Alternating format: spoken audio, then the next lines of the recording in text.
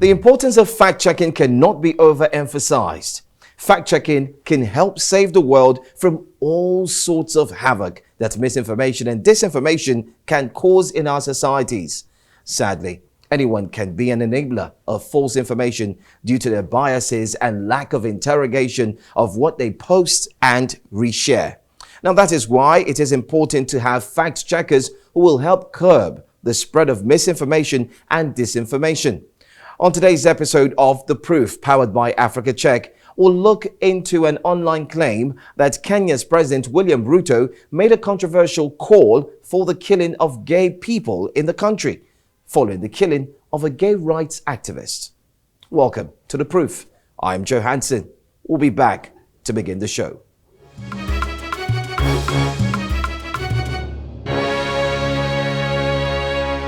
Welcome back to The Proof.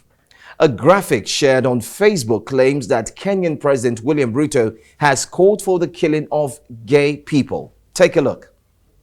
Now, text on the graphic reads, President Ruto urges Kenyans to continue killing gay people until they go extinct.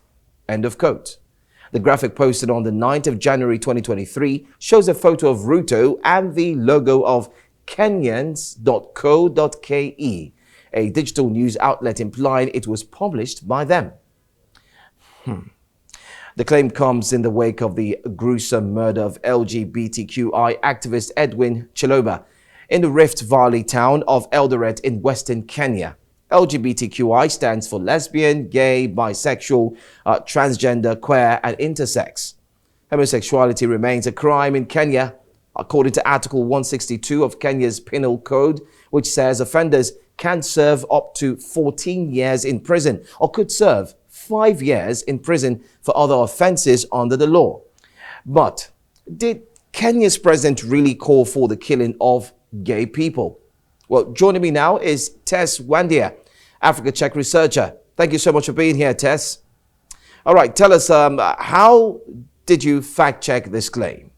Thank you, Joe. Kenyans.co.ke is an online news site that covers politics, sports, business, technology, and general news. So we reached out to the news site and they confirmed to us that the graphic was fabricated and did not come from the newsroom. All right, what else did you check that made you label this as fake news?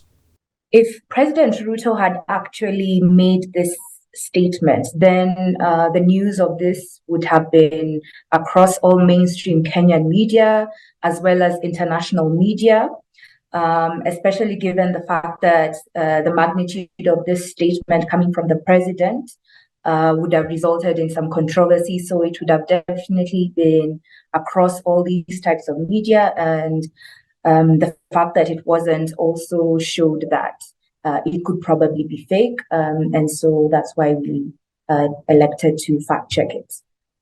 Tess, what are the consequences of not countering the kind of claim made in this post attributed to a person such as the president of a country? So issues relating to LGBTQ people and activism is quite divisive in Kenya, quite controversial. So not countering misinformation on this particular topic would have probably resulted in fueling violence both online and offline. So fact-checking this claim would have been able to clarify what exactly the president said or didn't say and prevent any type of backlash or this type of violence. What actions can people take when they come across this type of post online to prevent it from causing serious issues in the society?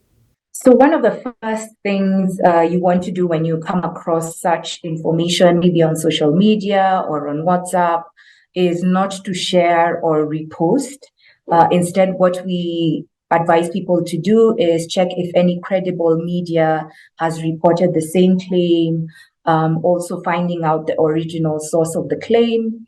So in this case, the graphic had Kenyans.co.ke as a watermark. So we would advise readers to actually confirm on the official social media pages for the newsroom to see whether they actually created this graphic. And if you don't find any information to confirm the validity, the next step would be to reach out to fact checkers, submit this claim, and then we would be the ones to fact check it on behalf of our readers. Something else social media users can do is actually report these graphics on social media, and then they can actually flag it down as false, or actually take down that content. Thank you so much, Tess, for speaking with us and being here on The Proof. When we come back, our final verdict.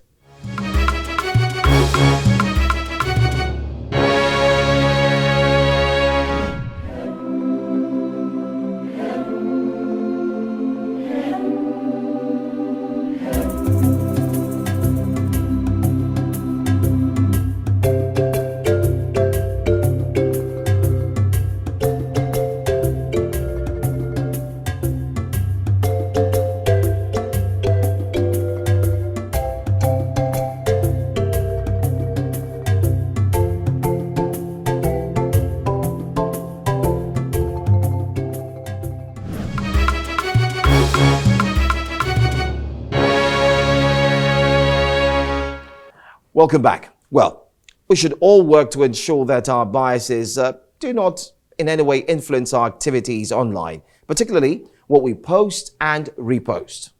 So we all have opinions about things that are happening around us, but it is our responsibility to ensure that those opinions can hold up to scrutiny.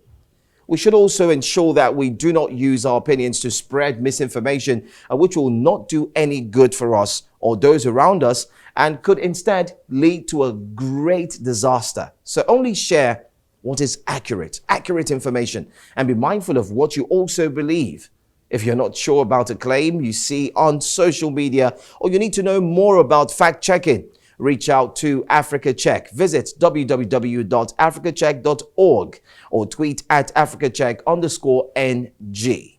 Well, don't forget to also follow us. We are on social media at News Central TV, and you can check out our website. It's www.newscentral.africa.